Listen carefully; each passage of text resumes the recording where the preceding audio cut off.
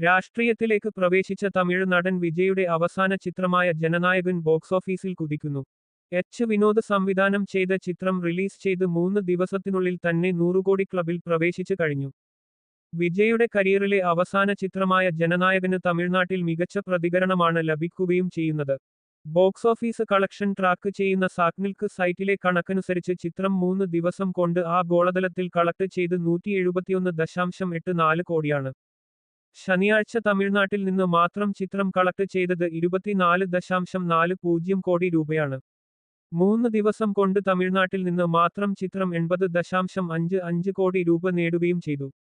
ഇന്ത്യയിൽ നിന്ന് മാത്രം ചിത്രം നേടിയത് 108.34 കോടിയാണ്. മമിത ബൈജു, ബോബി ഡിയോൾ, പൂജ ഹെഗ്ഡെ, പ്രകാശ് രാജ് തുടങ്ങി വൻ താരനിരയാണ് വിജയോടൊപ്പം ചിത്രത്തിൽ അണിനിരക്കുന്നത്. തമിഴ്നാട്ടിൽ ചിത്രത്തിന്റെ രാത്രിയിലെ ഷോകൾക്ക് 74.92% ഒക്യുപൻസിയാണ് രേഖപ്പെടുത്തിയിട്ടുള്ളത്.